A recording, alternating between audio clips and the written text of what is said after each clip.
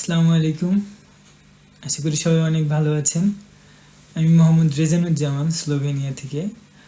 আজ আমি আপনাদের সাথে যে বিষয়টা শেয়ার করতে এসেছি তা হচ্ছে উচ্চশিক্ষার জন্য স্লোভেনিয়াতে কিভাবে অ্যাপ্লাই করবেন, কী কী ডকুমেন্টস প্রয়োজন হয় এবং কিভাবে ভিসা প্রসেস করবেন তা নিয়ে বিস্তারিত আলোচনা। তো প্রথমেই আসি কিভাবে অ্যাপ্লাই করবেন। তো স্লোভেনিয়াতে অ্যাপ্লাইয়ের জন্য আলাদা কোনো ইউনিভার্সিটির ওয়েবসাইটে অ্যাপ্লাইয়ের প্রয়োজন হয় না।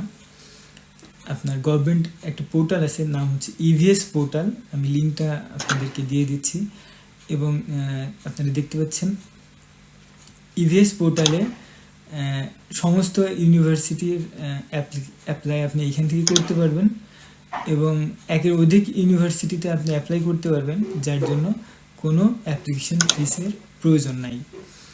তো প্রথমে এই ওয়েবসাইটে আসবেন, আপনারা অ্যাকাউন্ট রেজিস্টার করবেন এবং আপনার ফর্মগুলো ধাপে ধাপে পূরণ করবেন, ইউনিভার্সিটি সিলেক্ট করবেন।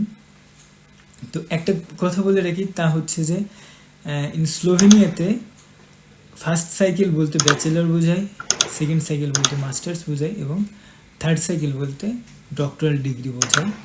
তো আপনারা আপনাদের সাবজেক্ট চয়েস করবেন।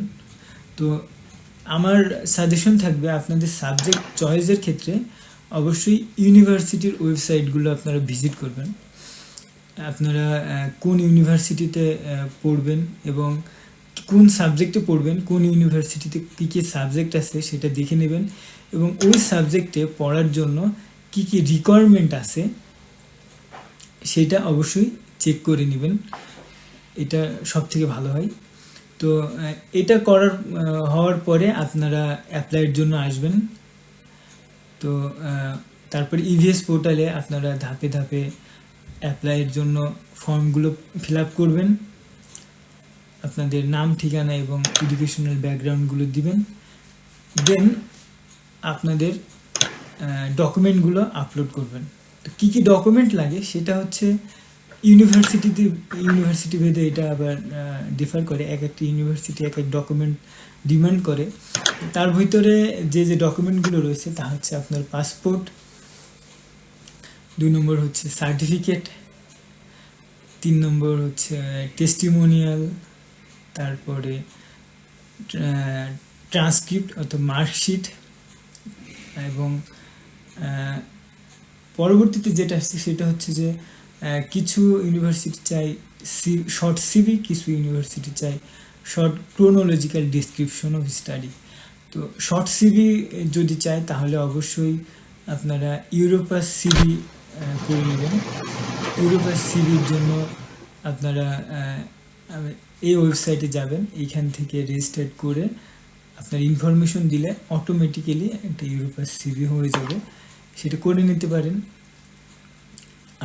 এবং যদি ক্রোনোলজিক্যাল ডেসক্রিপশন চাই, ক্রোনোলজিক্যাল ডেসক্রিপশনটা হচ্ছে আপনার শুধুমাত্র আপনার পড়াশোনার যে ধারাবাহিকতা, অর্থাৎ আপনি কবে এসএসসি দিয়েছেন, কবে এইচএসসি দিয়েছেন, কবে ব্যাচেলার করেছেন, এইভাবে আপনার কবে আপনি প্রাইমারি শেষ করছেন, কবে হাই স্কুল শেষ করছেন, জাস্ট এইগুলোই আপনি ধারাবাহিকভাবে আপনি লিখবেন।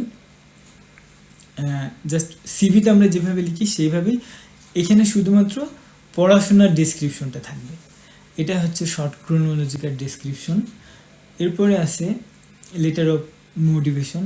অবশ্যই একটা মোটিভেশন লেটার লিখবেন, সেটা খুব ইম্পর্টেন্ট আপনার অ্যাডমিশনের ক্ষেত্রে। তো মোটিভেশন লেটারে তাই আপনি কোন ইউনিভার্সিটিতে পড়াশুনো করেছেন, আপনার রেজাল্ট কী এবং আপনার কোন সাবজেক্টগুলো আপনার স্ট্রেংথ ভালো ছিল সেগুলো আপনি উল্লেখ করতে পারেন এবং আপনার ভবিষ্যৎ পরিকল্পনা কি পড়াশোনা শেষে। যদি আপনার জব এক্সপিরিয়েন্স থাকে তাহলে অবশ্যই এখানে ইনক্লুড করবেন কী কী এক্সপিরিয়েন্স আপনার আছে। এবং যদি আপনার আরেকটা জিনিস বলে রাখি, সেটা হচ্ছে আপনার যদি এক্সট্রা কারিকুলাম অ্যাক্টিভিটিস থাকে তাহলে সেটাও অবশ্যই ইনক্লুড করবেন আপনার মোটিভেশন লেটারে। মোটিভেশন লেটারের জন্য আপনি গুগলে সার্চ দিলে অনেক ফরম্যাট পাবেন। তো এর ভেতর থেকে আপনি একটা চয়েস করে আপনার সাবজেক্ট ওয়াইজ চয়েস করে আপনি একটা মোটিভেশন লেটার লিখবেন আপনার মতো করে এবং সেটা আপলোড দিবেন। তৃতীয়ত আসি ইংলিশ প্রফিসিয়েন্সি। তো আমি এখানে বলে রাখি, স্লোভেনিয়াতে দুটা মিডিয়ামে পড়ানো হয়, একটা হচ্ছে স্লোভেনিয়ান মিডিয়াম আর একটা ইংলিশ মিডিয়াম। তো যদি আপনি ইংলিশ মিডিয়ামের সাবজেক্ট চয়েস করেন, যদি ওই সাবজেক্টগুলো যদি ইংলিশ মিডিয়াম থাকে তবে আপনি ইংলিশ মিডিয়াম নিতে পারবেন। সেটাও ইউনিভার্সিটির ওয়েবসাইট থেকে চেক করে নেবেন যে ইংলিশ মিডিয়াম আছে কি না। যদি ইংলিশ মিডিয়াম থাকে তাহলে ইংলিশ মিডিয়ামের জন্য আপনাকে যদি MOI থাকে অর্থাৎ মিডিয়াম অফ ইনস্ট্রাকশন থাকে তাহলে আপনি মিডিয়াম ইনস্ট্রাকশন দিয়ে অ্যাপ্লাই করতে পারবেন, অথবা আপনার আইএলস, টোফেল যে কোনো একটা আপনাকে আপলোড করতে হবে আপনার ইংলিশ প্রফিসিয়েন্সির জায়গায়। যদি আপনার MOI থাকে তাহলে আপনি এখানে MOI দিয়ে অ্যাপ্লাই করতে পারবেন। আর যদি আপনার ইংলিশ মিডিয়াম যদি না হয়, স্লোভেনিয়ান মিডিয়ামে যদি আপনি অ্যাপ্লাই করেন তাহলে আপনাকে স্লোভেনিয়াতে এসে আগে স্লোভেনিয়ান ল্যাঙ্গুয়েজ শিখতে হবে, দেন আপনাকে আপনার স্টাডি শুরু হবে। এটা অবশ্যই মাথায় রাখবেন। তৃতীয়ত হচ্ছে রিকমেন্ডেশন লেটার। অনেক সময় রিকমেন্ডেশন লেটার প্রয়োজন হয়। তো যদি রিকমেন্ডেশন লেটার আপনার আগের থেকেই নিয়ে রাখবেন আপনাদের প্রফেসরের কাছ থেকে বা ডিপার্টমেন্ট হেডের কাছ থেকে, সেই রিকমেন্ডেশন লেটারটা আপলোড করে দিবেন। মোটামুটি এই ডকুমেন্টসগুলো হইলেই হয়। তো এগুলো দিয়ে অ্যাপ্লাই করবেন। অ্যাপ্লাই করার পরে আপনারা অবশ্যই আপনাদের ইমেইলের প্রতি লক্ষ্য রাখবেন। যদি তারা অ্যাডিশনাল কোনো ডকুমেন্ট চায় তাহলে সেগুলো আবার আপনাকে দিতে হবে। অনেক সময় সার্টিফিকেট ভেরিফাইয়ের জন্য মেইল করে, তো যদি মেইল করে তাহলে অবশ্যই ভেরিফাইড করে দিবেন। এখন যেহেতু সব কিছুই অনলাইন হয়ে গেছে mygov.bd-তে, যে আপনারা আপনাদের সার্টিফিকেটগুলো ভেরিফাইড করে রাখবেন সেইখান থেকে, তাহলে সেইগুলো সাবমিট করতে পারবেন। সেটা অনেক সুবিধা হয়েছে, যেহেতু আগে ছিল না। আগে অনেক সময় লিগ্যালাইজেশনের প্রয়োজন হতো, এখন যেহেতু সব কিছু অনলাইন হয়ে গেছে তো লিগ্যালাইজেশনের প্রয়োজন নাই। এটা একটা বড় সুবিধা হয়েছে সবার জন্য। তো এরপরে আপনার তারা যদি আপনার অফার লেটার দেয় তাহলে আপনাকে মেইলে অফার লেটার দিবে ইউনিভার্সিটি, এবং আপনাকে ইনভয়েস দিবে। অফার লেটার দেওয়ার পরে আপনি ইনভয়েস অনুযায়ী যদি আপনার সব কিছু ঠিক থাকে, আপনার টিউশন ফি কত কি সব কিছু ইনভয়েসে উল্লেখ থাকবে। তারপরে আপনি ডেডলাইনের পূর্বেই আপনি আপনার টিউশন ফি পে করবেন ব্যাংক থেকে। টিউশন ফি পে করার পরে তারা এনরোলমেন্ট সার্টিফিকেট সহ যে যে ডকুমেন্ট প্রয়োজন হয় সেগুলো সব আপনাকে প্রোভাইড করবে। এখন কাজ হচ্ছে আপনার, তবে বলে রাখি টিউশন ফির ব্যাপারে, ব্যাচেলরে মোটামুটি 2200 থেকে 4500 রেঞ্জ পর্যন্ত বিভিন্ন সাবজেক্ট এবং ইউনিভার্সিটি আছে। আপনারা এর ভিতরে পার ইয়ার 2200 থেকে 4500 এটা ব্যাচেলরের জন্য। আপনারা এর ভিতরে আপনাদের সাবজেক্ট অনুযায়ী দেখে নেবেন যে আপনি এবং কোন ইউনিভার্সিটি অনুযায়ীও আপনার টিউশন ফি ম্যাটার করে। তবে এই জন্য আপনারা ইউনিভার্সিটির ওয়েবসাইট থেকে এটা দেখে নেবেন। এছাড়া আমি আপনার ডিসক্রিপশনে একটা লিঙ্ক দিয়ে দিব, এখানে গেলে আপনি আপনার ইউনিভার্সিটি ওয়াইজ কোন কোন সাবজেক্টের জন্য কত টিউশন ফি সব ডিটেলস দেওয়া আছে, আপনারা সেখান থেকেও দেখে নিতে পারেন, অথবা ইউনিভার্সিটির ওয়েবসাইট থেকেও দেখে নিতে পারেন। এটা দেখে নেবেন।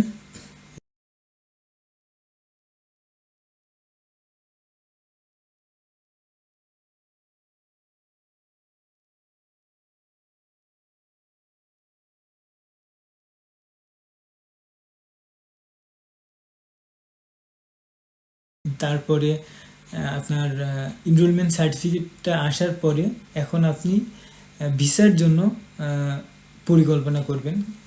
তো এনরোলমেন্ট সার্টিফিকেট আসার সাথে সাথে আপনাকে ভিসার জন্য অ্যাপ্লাই করতে হবে। তো ভিসার জন্য আপনাকে দিল্লিতে যাইতে হবে, ইন্ডিয়াতে।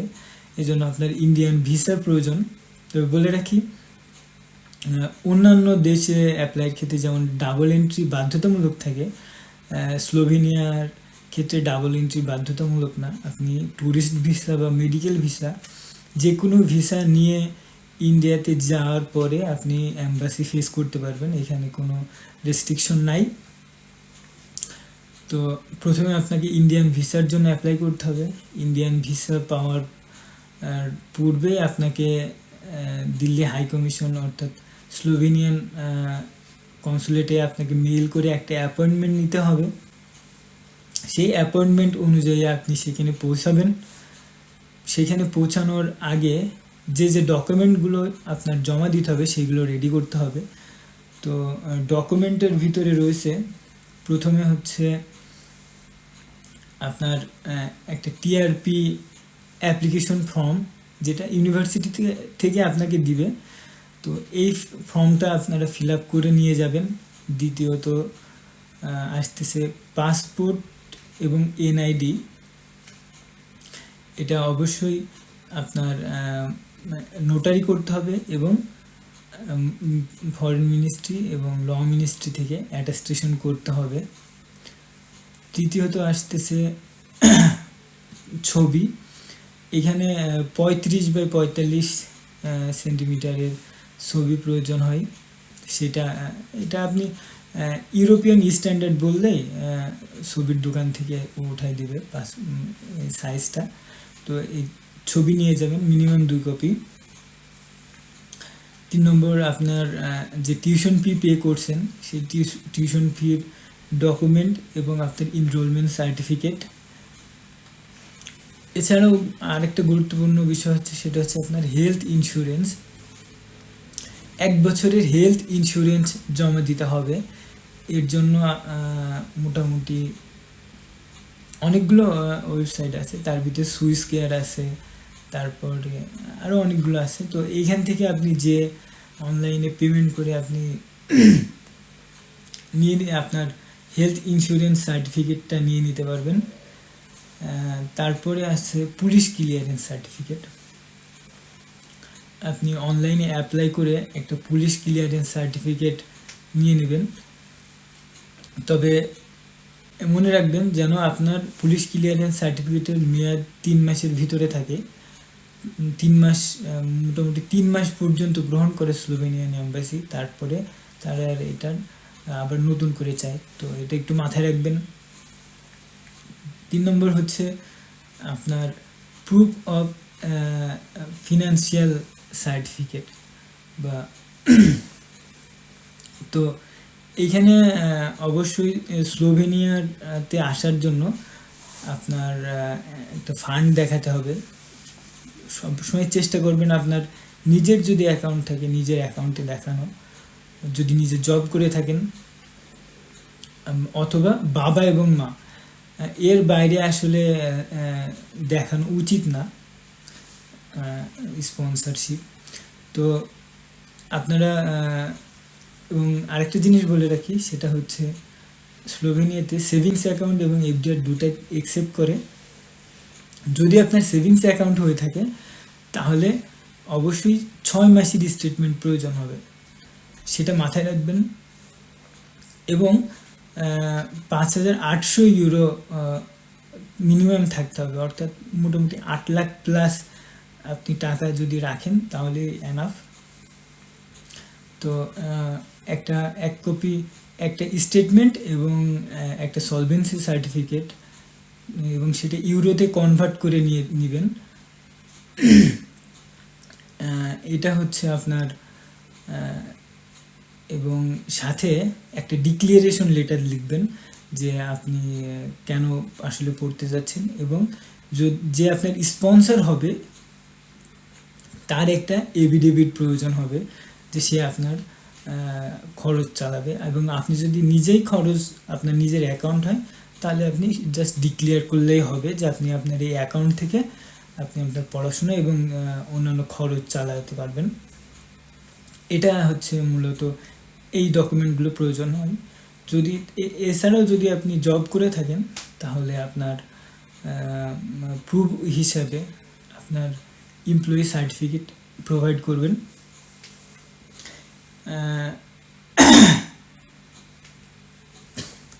এবং সাথে আপনার যে এডুকেশনাল ডকুমেন্টগুলো ছিল, যেমন সার্টিফিকেট, মার্কশিট, এমওআই বা আইএলস সার্টিফিকেট যেগুলো আছে, এইগুলো সবগুলোই আপনি এম্বাসিতে দাখিল করবেন।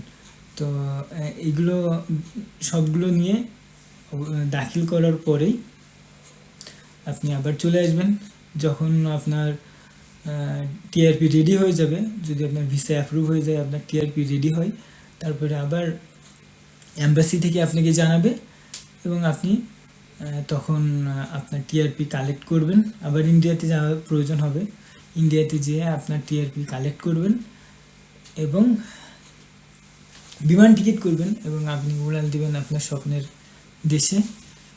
মূলত ডকুমেন্টেশন এবং ভিসা প্রসেস সব যাবতীয় বিষয়গুলো এইগুলোই।